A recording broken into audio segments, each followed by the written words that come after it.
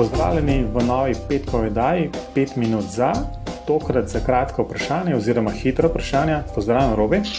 Zdravo, Matevž.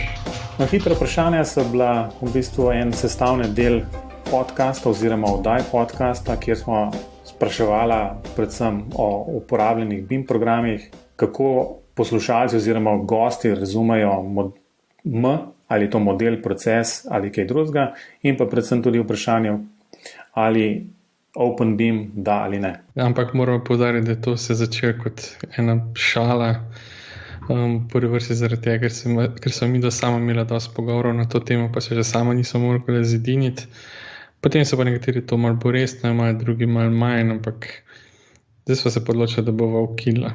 Ja, skratka, z novo oddajo, ki bo objavljena naslednji torek, tega razdelka ne bo več, oziroma tega vprašanja ne bo več postavljala, ampak mislim, da lahko greva skozi trenutne odgovore in recimo nekako povzamova, kam grejo te trendi.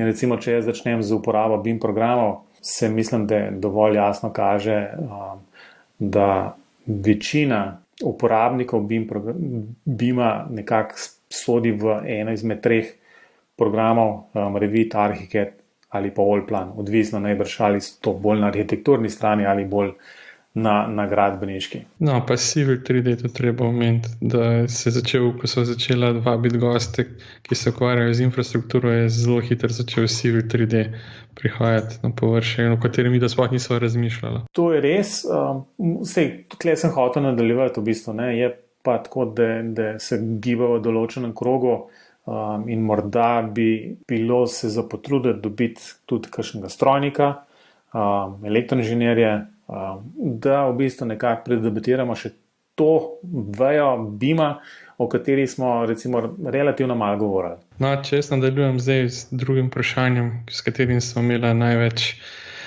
so se hecali okrog njega. Največ smeha je bilo okoli tega, ja? Največ smeha, ja. Kaj je zdaj ta M, ta famozni M?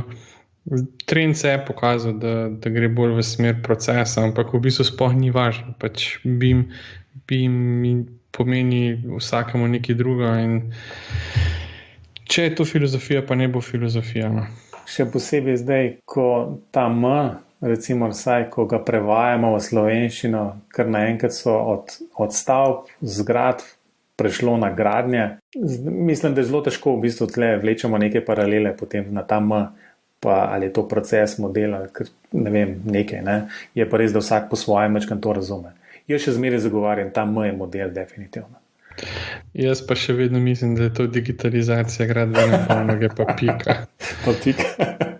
Odlično. No, to je posledica podcasta. Jaz prej o tem sploh nisem na tak način razmišljal. Prej bi zagovarjal, da je to proces do ne vem kje, ampak zdaj sem pa pripričan, da je to digitalizacija gradbene panoge. Ja. No, zadnje vprašanje OpenBIM da ali ne, se mi zdi, da je bilo najmanj posrečeno med vsemi, zato ker se tle pa v bistvu tako da odgovorov je, ne vem, 90%, morda zato, ker se gosti niso upali reči, da nič ne dela, če malo karikiram zadevo, ampak na vsak način se mislim, da oba strinjava, da je OpenBIM tisto, kar potencialno žene celotno zadevo naprej, s tem, da jasno je treba vedeti, da včasih pa kakšne stvari tudi ne delajo čist tako, kot bi morale. Ali pa sploh ne, ampak morale pa bi.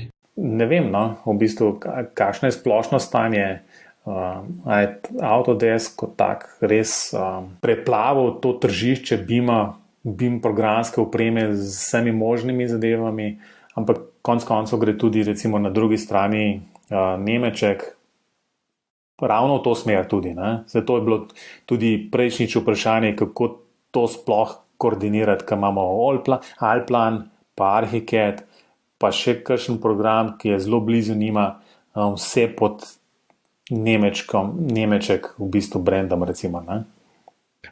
Me veseli, da si rekel Allplan. Saj sem se popravil. Prepozno. Ja, to je to, no. To je to tudi za hitro vprašanje. Zdaj naprej ne bomo več izgubljala časa z njimi, ampak bi pa rada, da veste, da so se z njimi tudi kar dostikrat zabavali. No, in vse tiste, ki bi radi videli lepe grafe, na bimpogovori.si/vprašanja. Tam so te stvari objavljene, tako da si lahko telegraf tudi pogledate in si naredite svoje zaključke. To je pa tudi vse za danes. Robi, adijo. Adijo.